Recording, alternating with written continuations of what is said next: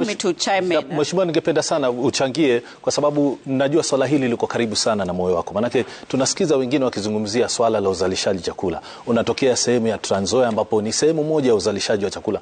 Unapomsikia Mheshimiwa Ndindi Nyoro na wengine wanapozungumzia magunia milioni 60 ambayo yanatarajiwa kuvunwa iwe ni ya mahindi, tupe taswira kamili ya Trans Nzoia, kwa sababu kuna wengine wanafisi kwamba baada ya kupata mbolea ya bei nafuu kuna watu waliongeza ekari za kupanda, lakini hali si kama hivyo ilivyo Trans Nzoia. Trans Nzoia watu wamekuwa wakipanda kadri ya uwezo wao jinsi ilivyo. Tupe hali halisi. Kwanza ni changie hapo kwa bei ya unga. Naam.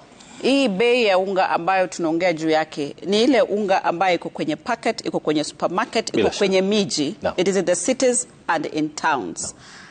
No. If we look at the population of Kenyans who access packeted unga, I am confident to say it's a very small fraction compared to majority of the population that is in the up country. In the at the up country, they siaga their unga, you know, gorogoro. I come from Trans Nzoia. Over the weekend, I was at home.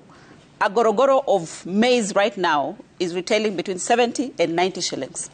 That 70 and 90 shillings gorogoro of maize, if you take it to the portion mill, you'll spend another 10 shillings to make it into unga. That means at the end of the day, you have 2 kilos of unga at 100 shillings.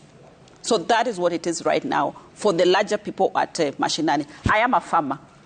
I have farmed. And I can tell you for sure, this year, my harvest is not what I got last year. It is a bumper harvest. And I want to confirm, from majority of the people who are farming in Trans Nzoia, we have a bumper harvest this year. In fact... Unaweza kusema hiyo kwa sababu ya kuwa mbolea imeshuka ama kwa sababu gani inakuwa bumper? Mbolea imeshuka, na pia Mungu ni mwema, tulikuwa na mvua nzuri. Hizo vitu mbili zimefanya tukakuwa na harvest ya kutosha. Yeah. Asante. Okay. Pia nichangie